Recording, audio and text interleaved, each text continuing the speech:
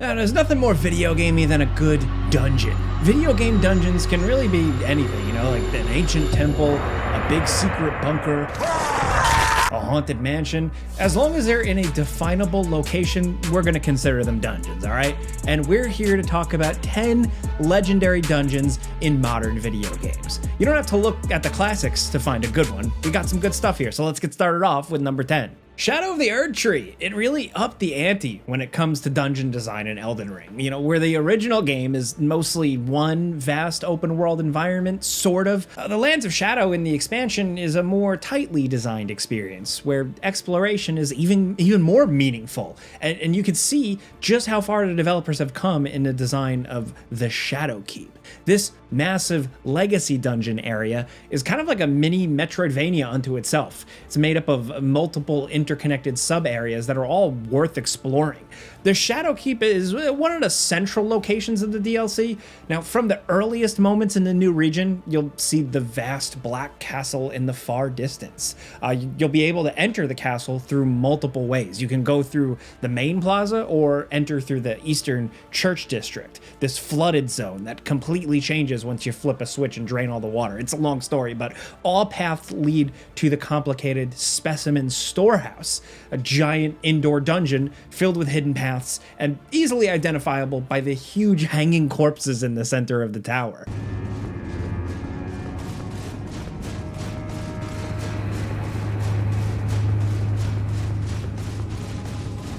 The Shadow Keep is the home of the DLC's first major boss, Mesmer, the Impaler. His army rules the Lands of Shadow, and defeating him is required. You gotta do it. But there's so much more to do in the Shadow Keep. There are multiple secret paths here that lead to totally optional content like impressive bosses or totally new, unique dungeon areas. By attacking an illusory wall in the main plaza of the Shadow Keep, you'll find this coffin that drops you into the reservoir beneath the castle, and that path leads all the way to a haunted house in like one of the spookiest, coolest forests. The drained church district leads to another incredibly memorable boss fight, while a hidden exit behind the Specimen Storehouse takes you to the mysterious Shaman's Village. Do you see what I'm getting at here? The Shadow Keep is one of the most rewarding dungeons to fully explore in any FromSoft game, and that's what makes it legendary.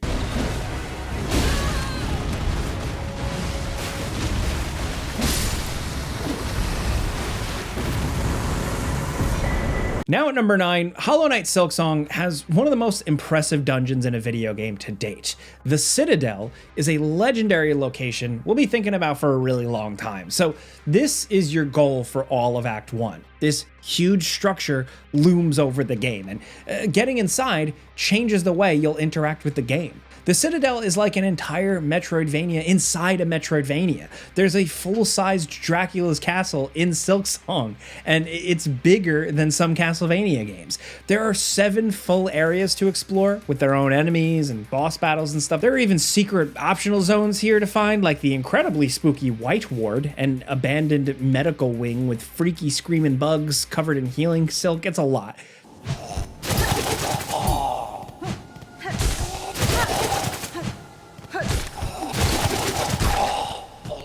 The Citadel of Song is like a very beautiful but varied location. This could be an entire game in and of itself, but it's just a very large section of Silksong's open area. Act 1 and Act 3 are primarily set far outside the walls of the Citadel, with its clockwork machinery and interconnected passages, but the Citadel itself, in it, like, it's the high point of Silksong. This is the dungeon where you truly feel like anything is possible for the developers here. I mean, come on, there's a full-ass Metroidvania stuck in the middle of Hollow Knight, and it's our favorite area to explore in the game.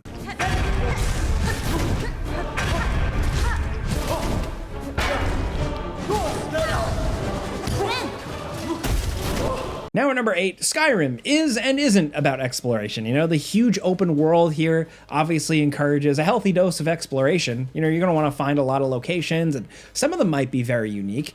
Blackreach is different, and there really isn't any other dungeon in the series to compare it to. Blackreach is this vast underground world that's accessible through multiple hidden entrances, all over the mountains of Skyrim. These secret passages take you to that bioluminescent, really cool Blackreach. It's this huge open air area that's entirely underground and full of secrets to explore. Giant teal mushrooms light up the area, but the darkness like really just obscures how big this subterranean chamber like really is. It takes hours to explore all the offshoots and all these connected ruins around here, including large ruins and castles built right into the underground. There are 5 quests connected to this whole area, including a few mini quests that purely exist to find collectibles only found in this one location. The closest thing we can compare Blackreach to is the depths in Legend of Zelda Tears of the Kingdom, and while the depths are an awesome spectacle, they're also way too big to really be designed like a dungeon. Blackreach is massive while still retaining that Elder Scrolls dungeon crawling exploration that we do love. Next at number 7, one of the least talked about locations in Resident Evil Village is near the end. The clockwork kookiness of Heisenberg's factory. It's like the last major location in the game. It really surprised us with Capcom's continued creativity and just really going outside the box. For a dungeon so late in the game, we didn't expect an entire unique enemy group and set of fresh weapons to fight. Sure, the final location isn't as scary as, House Beneviento, but it has a much schlockier, cheesier, over-the-top horror charm to it that we kind of appreciate. After getting kicked into the vast underground lair by this Heisenberg guy himself, you'll have to fight from the bottom up. And the facility is filled with like these like Frankenstein kind of monsters. They're like corpses enhanced by nonsense machinery. There are multiple variations of these cyber zombies, including flying rocket trooper guys and guys covered in armor, but our favorite is definitely the insane airplane propeller guy with legs.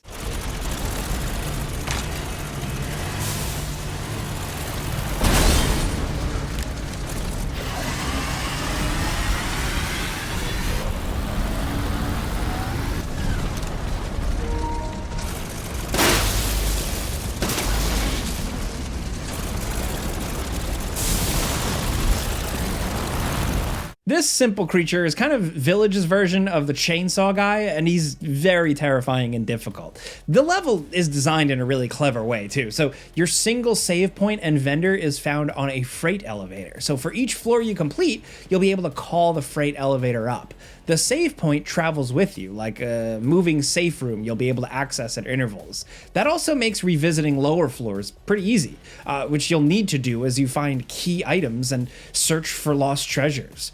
The big boss fight against the airplane propeller engine monster guy and then the insane fight against Heisenberg himself really is the highlight of Resident Evil Village for weird sickos like us that love campy, ridiculous, crazy stuff. Now at number 6, the most classic of the dungeons in Baldur's Gate 3 is probably Gauntlet of Shar. It's this massive underground world you'll need to complete just before facing off against the big bad guy of Act 2. The Gauntlet is like this open-ended dungeon that has alternate paths, hidden corners filled with talking rats, and a very ugly necromancer named Balthazar. You'll be able to briefly join forces with Balthazar to reach the very end, or you could set a bunch of explosives in his crypt and nuke this boss before his actual boss fight. Yes.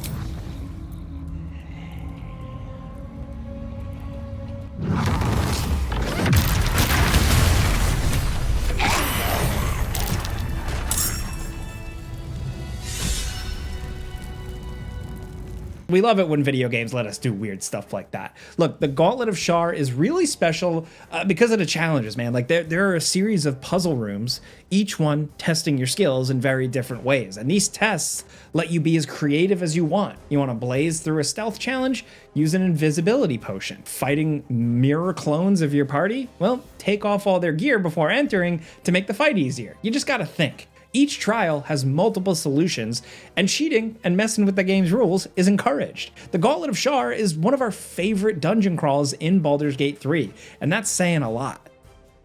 Now at number 5, the least dungeon-like location in Indiana Jones and the Great Circle is actually also our favorite. The frozen KMS Comets is where the Great Circle starts to feel like the long-lost Indiana Jones we never really got to see on screen. So while investigating a clue leading to the Himalayas, Dr. Jones discovers the frozen German battleship hanging precariously over this mountain ledge. Discovering how the ship got there and fighting the stormtroopers lurking inside is one of our favorite moments in a game that's already full of a lot of awesome moments. Look, it's a set piece that really makes it into a summer blockbuster as well. So after you're captured, the battleship tips over and starts sliding down the mountainside.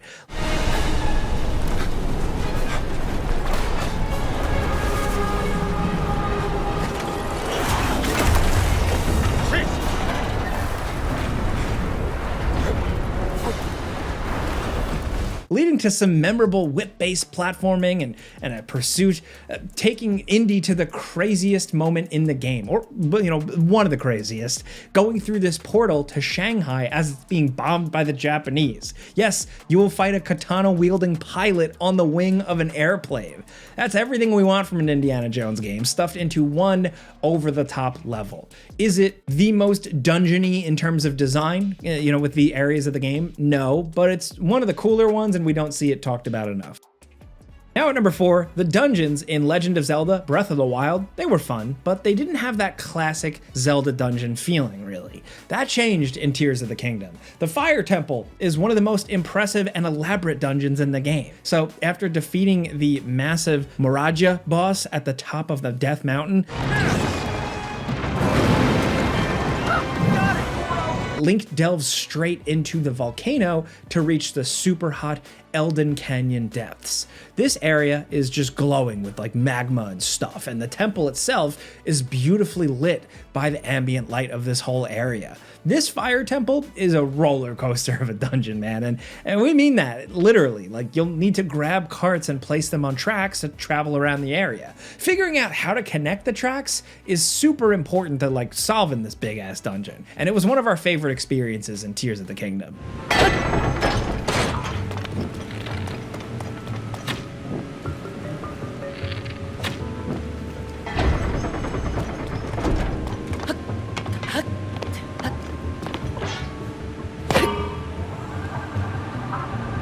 Here I go!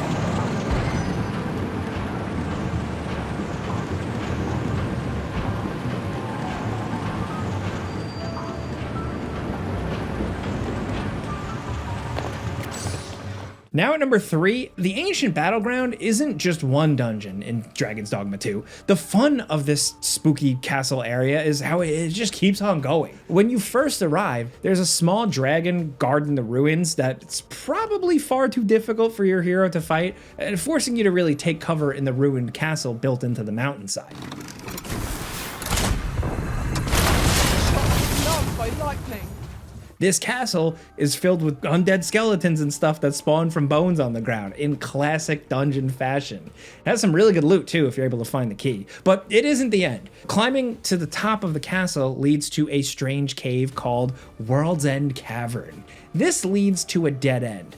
Unless you're terminally Dark Souls brained and you attack every random wall like us. There's a breakable wall in this cave that then leads to an ancient temple called the Mountain Shrine. Here, you'll find one of the biggest surprises of the game, and one we've talked about before, the Sphinx. The puzzles are ingenious and a lot of fun to figure out, making this one of the most rewarding experiences to just stumble upon in the whole game. Another dogged adventurer come to take my life. Many have tried, and as you can plainly see, all have failed. I would abandon any such fool ideas if I were you. After all, that which is won by brute force is apt to be lost to the same. Perhaps I might interest you in a game of wits instead. I set before you a simple task. Solve my riddles to satisfaction. Should your answers please me, I will bestow upon you the contents of yon chests. I trust I have your attention? If so, take your place and we shall begin. Now at number 2, Sons of the Forest makes exploration a nightmare. The island that you're trapped on is creepy enough, but finding any of the bunkers adds a lot more tension. The entertainment bunker is one of the first we ended up finding, but it might be the biggest in the game. This massive complex of underground rooms is almost completely pitch black, starting with a seemingly normal gym that leads to a series of pools, clubs, theaters, lounges.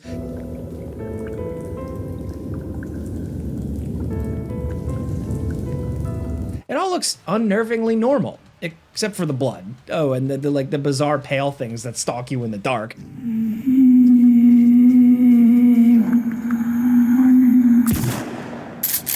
The entertainment bunker is technically, I think, an optional location in Sons of the Forest, but you'll need to visit it. Using the computer here adds 3 maintenance bunker markers to your map. There's also a chainsaw if you're feeling that serial killer vibe.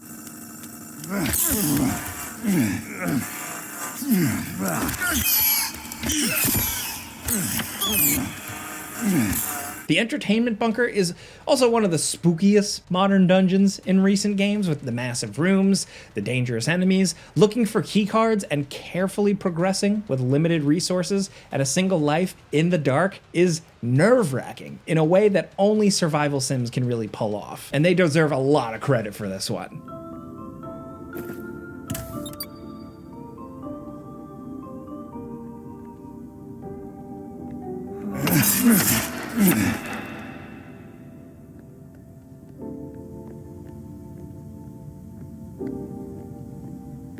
Now finally, down at number 1, Final Fantasy VII Rebirth really extends and expands on everything in the original game. The Temple of the Ancients was an important but relatively short dungeon in the mid-game of Final Fantasy VII on the original PS1. You'd run around some ruins, enter a weird room where physics made no sense, and fight a few bosses. The remake adds so much more, turning the temple into this wild ride from start to finish, man.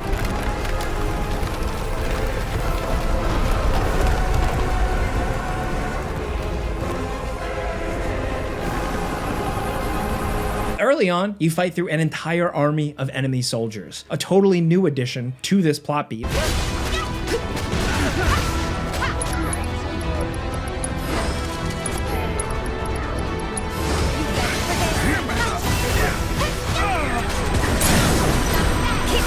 And then later, face off against the Elite Turks unit.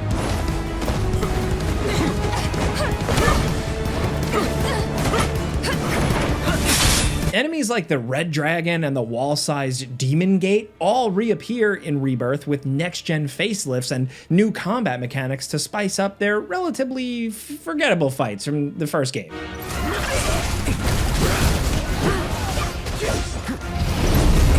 The dungeon itself has been blown up, forcing you to run through ruins with wonky physics and chaotic winds that make every step of the journey way more dangerous. It's over the top, it's really long, and it's fun as hell. They really did a good job taking the concept of a simple dungeon from the OG and really expanding upon it while keeping that original core idea. We can't wait to see what they actually do with the Crater Dungeon at the end of Final Fantasy VII on PS1. They've got their work cut out for them with the next remake.